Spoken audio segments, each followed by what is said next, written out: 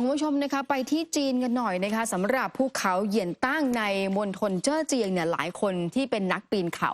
แล้วก็เป็นนักท่องเที่ยวเนี่ยจะรู้จักนะคะเพราะว่าเป็นหนึ่งในสถานที่ธรรมชาติที่ติดท็อป 10 ที่นักท่องเที่ยวจะไปจีนเนี่ยก็ต้องไปเยือนที่นี่แต่ภาพที่เห็นนี้เรียกว่าสร้างความฮือฮาบนแพลตฟอร์มในโซเชียลของจีนแล้วก็แพลตฟอร์ม X ที่คุณผู้ชมเห็นเนี่ยคือนักท่องเที่ยวเนี่ยยืนเขาเรียกว่าติดค้างอยู่ตรงนี้ประมาณเกือบ1 ชั่วโมงด้วยกันอยู่ตรงริมผาแบบนี้แล้วดูความสูงนี่ฮะคุณผู้ชม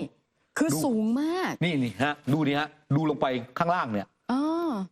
บอกว่าหลายคนที่อยู่ตรงนั้นเนี่ยคือเสียวมากเพราะว่าภูเขาไฟเย็นตั้งภูเขาเย็นตั้งเนี่ยนะคะมีความสูงถึง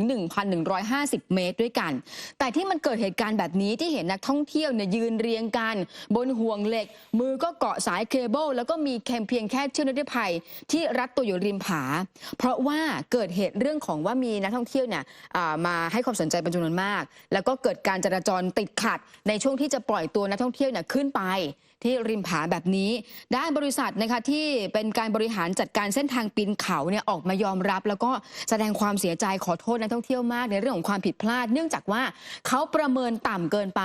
ว่าจะมีคนให้ความสนใจในการปีนเขาเนี่ยจริงๆคือเขาคิดว่าไม่มากขนาดนี้แล้วก็เลยไม่มีการจัดการในเรื่องของการควบคุมการจราจรเส้นทางปีนเขาอย่างเช่นระบบการจองตั๋วต่างๆก็ทำให้นักท่องเที่ยวลูกค้าเนี่ยที่ทยอยขึ้นไปบนเขาเนี่ยเริ่มติดแงกแล้วก็ถูกบล็อกตัวอยู่ตรงริมผาก็ไม่สามารถที่จะขยับไปไหนได้นะคะเพราะว่ามันไม่สามารถขยื่นขึ้นไป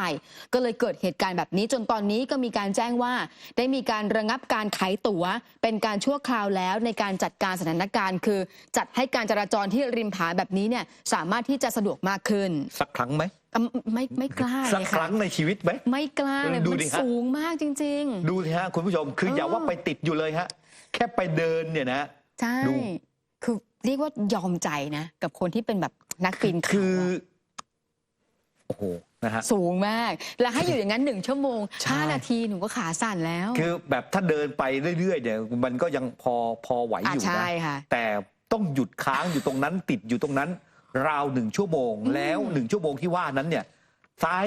ด้านหน้าด้านหลังเนี่ยเต็มไปด้วยผู้คนเราก็จะมีความรู้สึกว่าเอ๊ะมันจะร่วงเมื่อไหร่มองหน้ากันแล้วก็หวาดเสียวมันจะร่วงไหมนะฮะ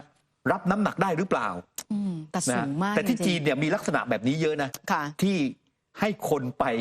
ปีนผาลักษณะแบบนี้เดินชมหน้าผาลักษณะแบบนี้แล้วเบื้องล่างเนี่ยมันลึกมากนะฮะโอ้โหหวาดเสียวฮะคุณผู้ชมครับปิดท้ายข่าวต่างประเทศวันนี้กันคุณผู้ชมนี่ไปเป็นเรื่องราวที่กำลังเป็นไวรัลในประเทศจีนนะครับเมื่อเจ้าสาวเนี่ยเขาเซอร์ไพรส์เจ้าบ่าวในวันแต่งงาน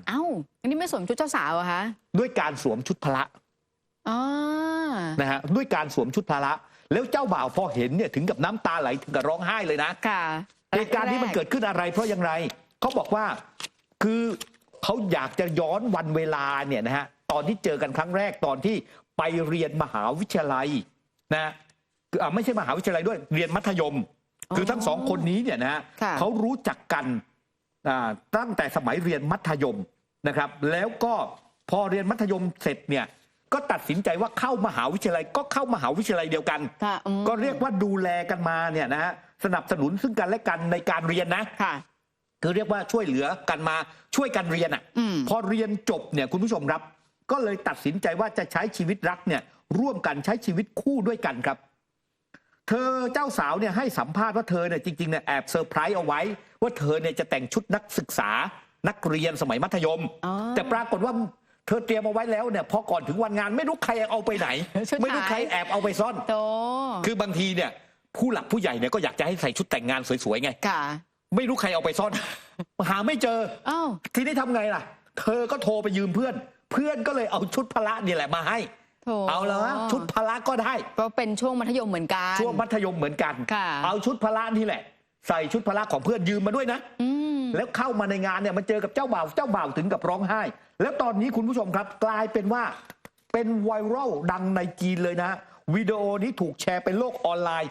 คนบนโลกออนไลน์นั้นมาแสดงความยินดีกับความรักของคนทั้ง2 คนแล้วก็เป็นฉากประทับใจคือบางครั้งบางคราวเนี่ยนะฮะคือมันไม่ต้องอะไรหรูหราก็ได้นะครับแต่มันเป็นสิ่งที่ให้รู้ว่าเรายังไม่ลืมวันเก่าๆนะคือวันแรกที่เจอกันอะไรแบบนี้ความรักครั้งแรกที่เราได้เจอกันตั้งแต่สมัยมัธยมนะน่ารักมากน่ารักมากจริงๆคุณผู้ชมก็ คุณผู้ชมครับการเดินทางเยือนยุโรปของประธานาธิบดีสีจิ้นผิงนั้นก็ถูกจับตามองอย่างต่อเนื่องนะครับหลังจากที่เดินทางเยือนฝรั่งเศสแล้วก็เดินทางต่อไปที่ประเทศเซอร์เบียนะครับซึ่งการเดินทางไปที่เซอร์เบียนั้นเนี่ยนะฮะก็ทางด้านประธานาธิบดีอเล็กซานดรา วูซิตผู้นำเซอร์เบียนั้นให้การต้อนรับประธานาธิบดีสีจิ้นผิงกับภริยาที่กรุงเบลเกรดนะครับซึ่งนี่เป็นจุดหมายแห่งที่2นะครับในการเดินทางเยือนยุโรปของประธานาธิบดีสีจิ้นผิง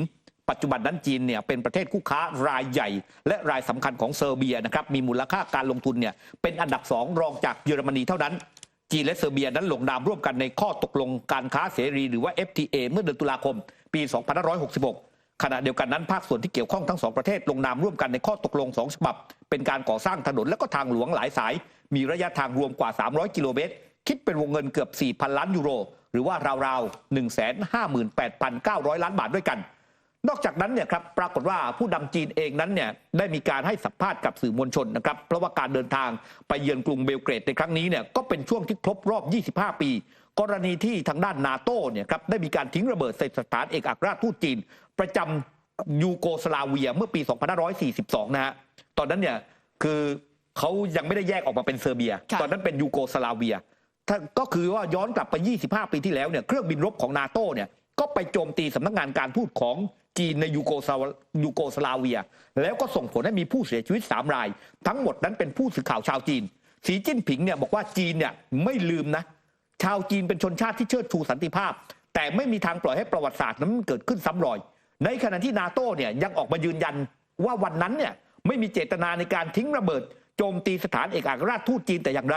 แต่เหตุการณ์ที่มันเกิดขึ้นเนี่ยมันมาจากความผิดพลาดของการทำแผนที่ระบุเป้าหมายจากสำนักงานข่าวกองกลาง CIA ของสหรัฐอเมริกา